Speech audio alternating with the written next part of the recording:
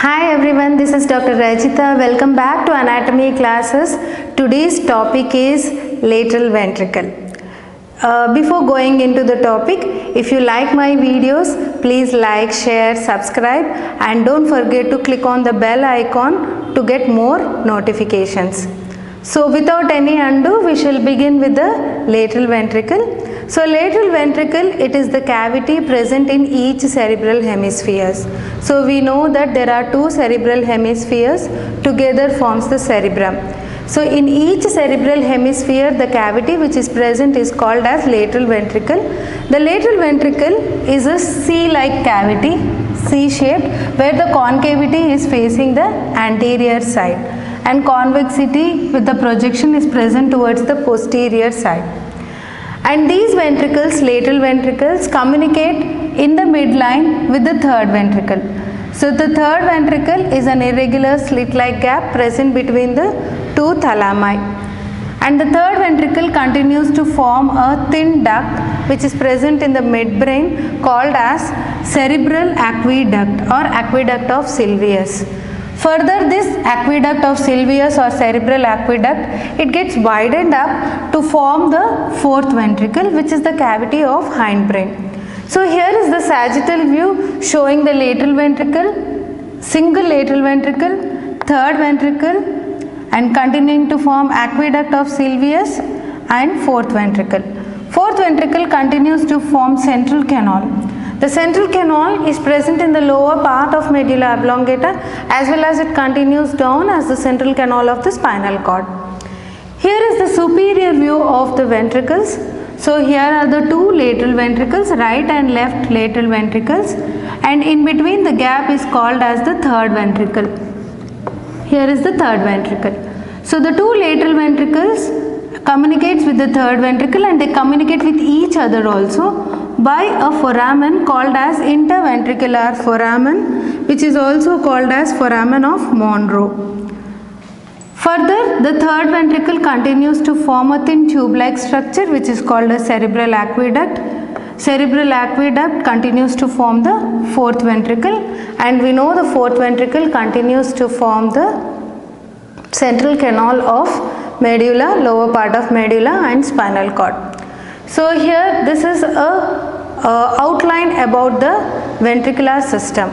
If we see the CSF is the fluid present inside the ventricles and the CSF is also present around the brain in subarachnoid space.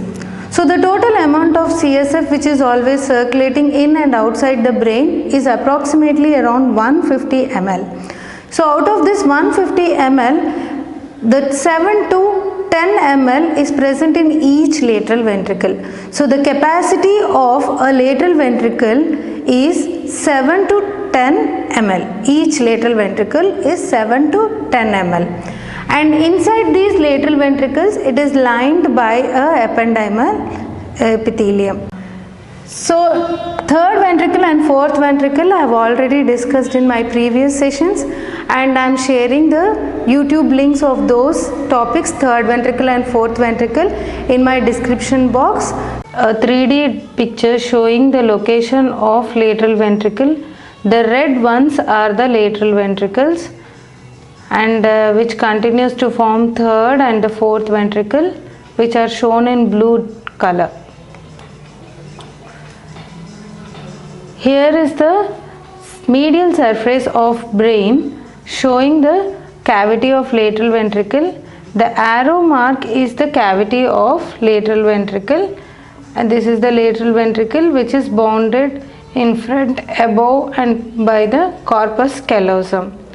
And we can see an elevation in the floor of the lateral ventricle which is formed by the caudate nucleus, and we can also appreciate the thalamus and interthalamic adhesion which forms the lateral wall of third ventricle.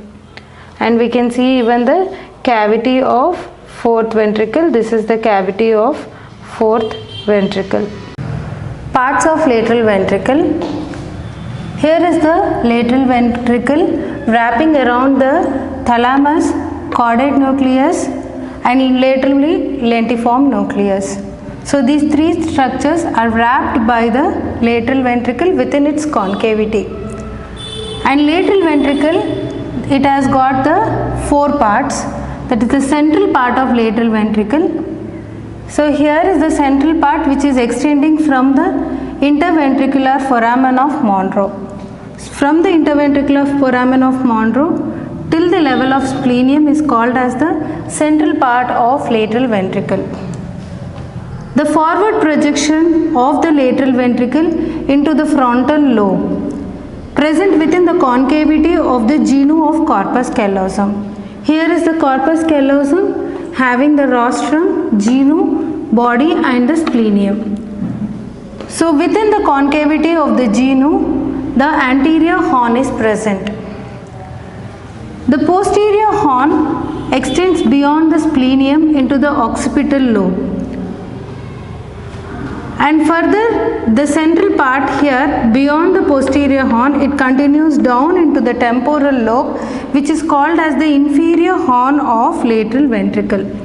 Inferior horn is the largest among the 3 horns and it extends down into the temporal lobe. The anterior tip of the inferior horn lies approximately 2.5 centimeters behind the temporal pole. So these are the parts of lateral ventricle. So further about the lateral ventricle, we know there are 2 lateral ventricles, right and left lateral ventricles, which communicate with the third ventricle by interventricular foramen of Monro. The 2 lateral ventricles are present in the right and left. They are separated by a septum. The septum I have drawn with the translucent lines is the septum, which is called as septum pellucidum. So the septum pellucidum extends from the corpus callosum to the fornix. So here is the septum pellucidum separating the 2 lateral ventricles, that is the body and the anterior horn of lateral ventricles are separated by the septum pellucidum. So the septum pellucidum, if we see, there are 2 separate septa developmentally.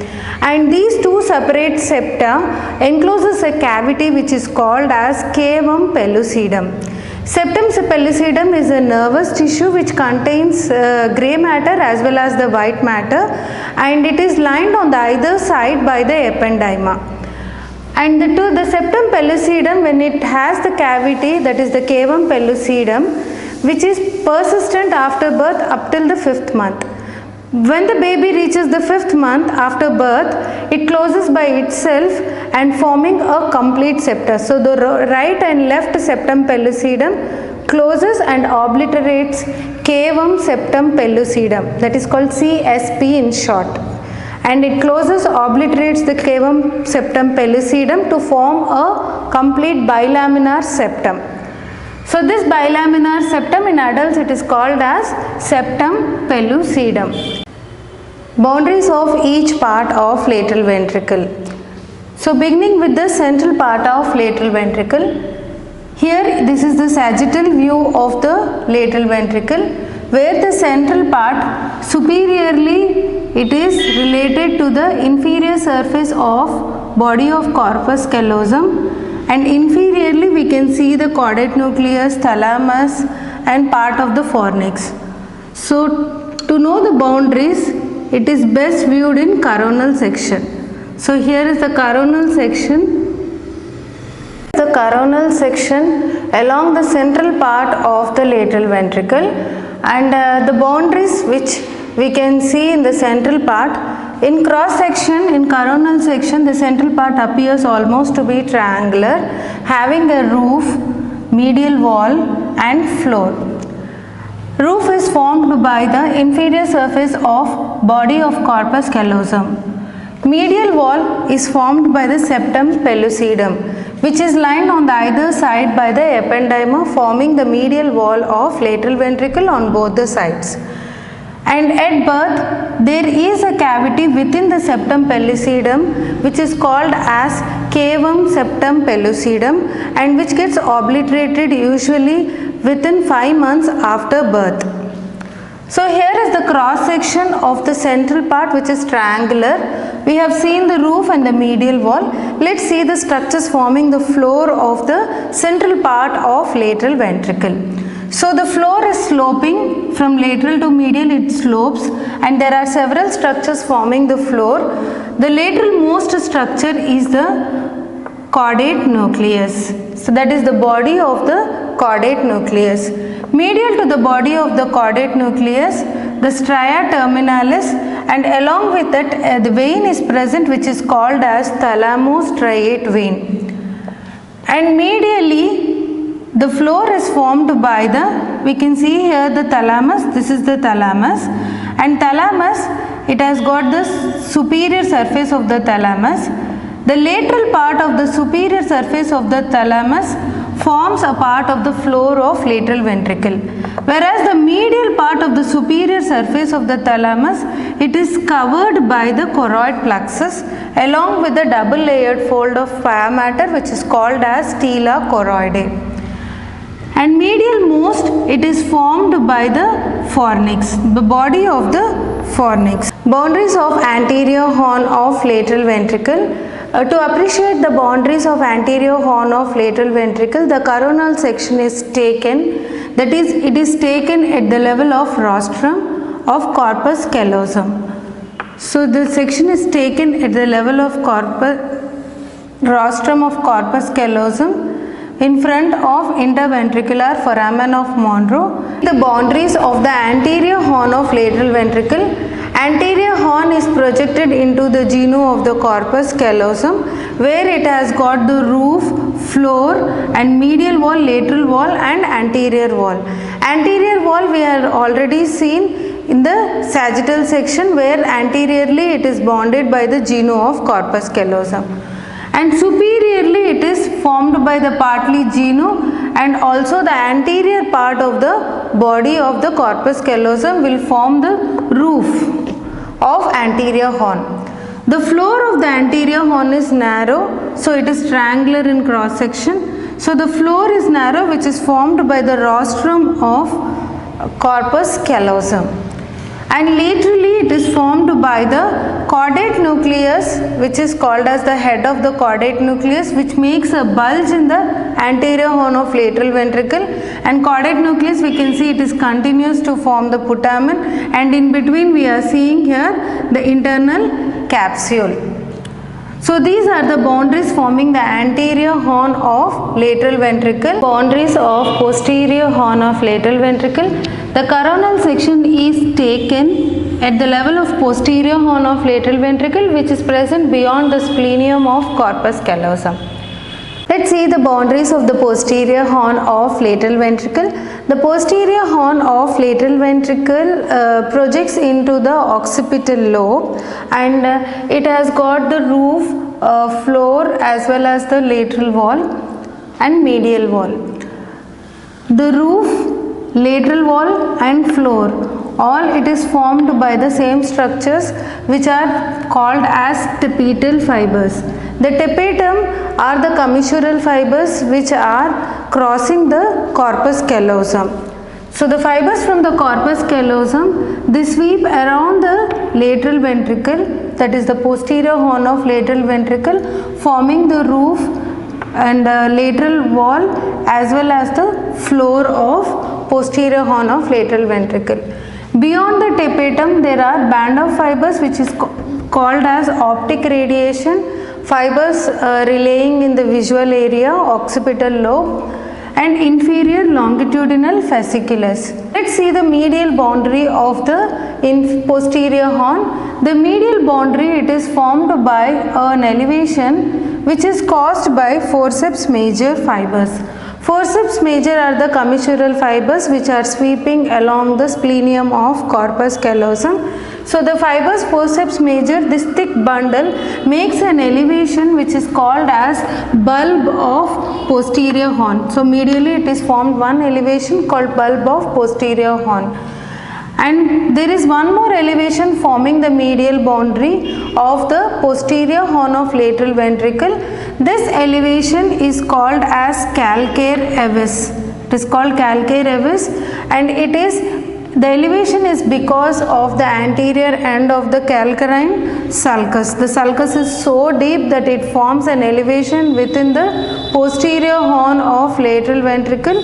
So it is a kind of complete sulcus, calcarine sulcus, where it elevates the medial wall of the posterior horn of lateral ventricle. Specimen showing the medial surface of brain again.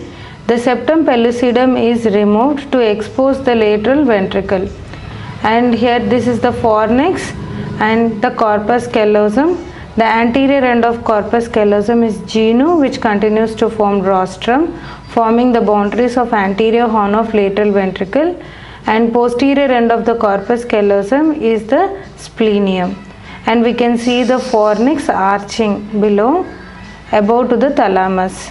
So this is the thalamus forming a boundary of the third ventricle, and the third ventricle continues to form a thin canal here traversing the midbrain called as aqueduct of Sylvius, which opens into the triangular tent-like cavity which is called as fourth ventricle. And the probed structure here, the opening is the foramen of Monro or interventricular foramen, which communicates the lateral ventricle with the third ventricle, as well as the two lateral ventricles in the opposite side. They communicate through interventricular foramen of Monro. Here is the specimen cut section from the superior view of the lateral ventricle, showing the anterior horn, which is called as frontal horn of lateral ventricle, and posterior horn, which is called as the occipital horn of lateral ventricle, and we can even appreciate a part of inferior horn, which is called as temporal horn of lateral ventricle, and choroid plexus are seen in the central part as well as in the inferior horn. Here we can see the choroid plexus. The cut section here is the coronal section of the brain near in front of the occipital lobe, that is through the body of the splenium, exposing the central part, and we can see the central part continues to form the occipital horn or posterior horn of lateral ventricle, and the roof is formed by the tapetal fibers which are arising from the corpus callosum.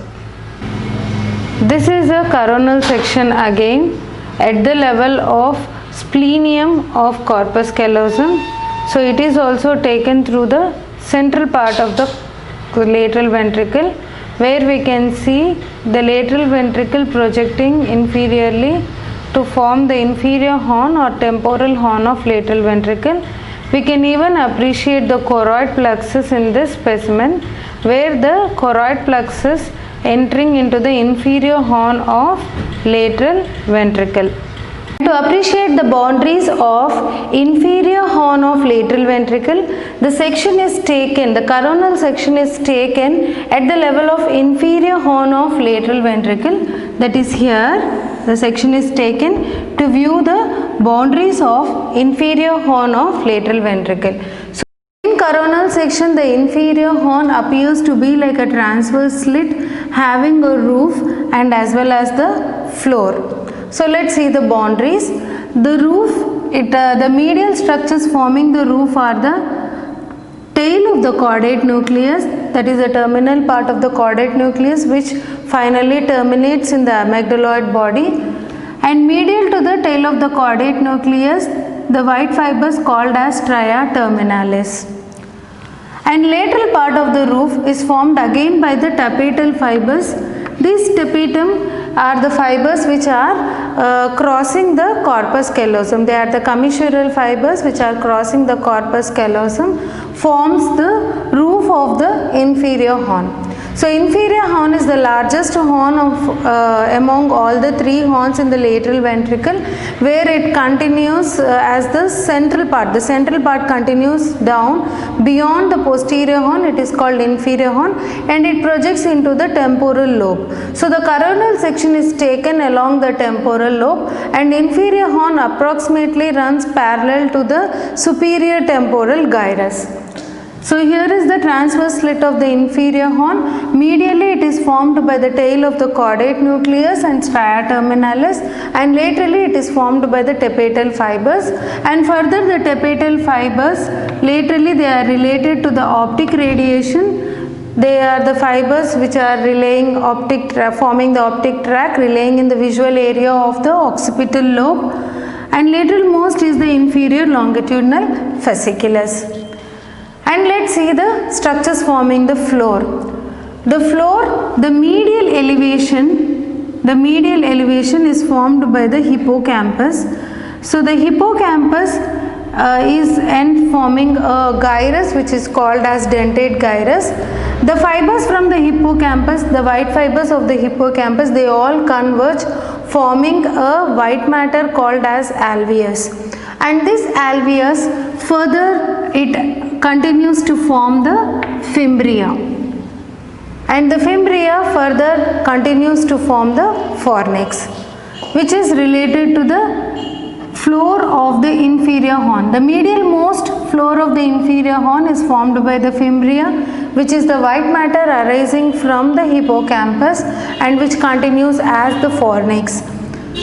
And here is the hippocampus along with the dentate gyrus, and the lateral part of the floor is formed by an elevation here which is called as collateral eminence. The elevation which is formed in the floor of the inferior horn of lateral ventricle is called collateral eminence, and it is formed by a sulcus which is called collateral sulcus, which is also a complete sulcus like calcarine sulcus, which is so deep forming an elevation within the floor of inferior horn of lateral ventricle.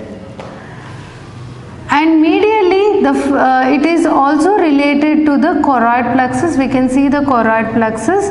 Choroid plexus are related above to the tail of the caudate nucleus, and below it is related to the fimbria of hippocampus. So these choroid plexus are derived from the choroidal arteries. So the choroid plexus supplying the lateral ventricles are present along the medial side, that is the medial side of the central part, and medial side of the inferior horn contain choroid plexus. These choroid plexus are the vascular fringes which are arising from the anterior choroidal arteries and posterior choroidal arteries. Anterior choroidal arteries are the direct branches of internal carotid artery, and posterior choroidal artery are the branches from the posterior cerebral arteries. So that is about the choroid plexus which produce the CSF within the lateral ventricles. I hope this session is useful for you all to understand the anatomy of lateral ventricle along with its boundaries. See you all in next session. Bye, take care.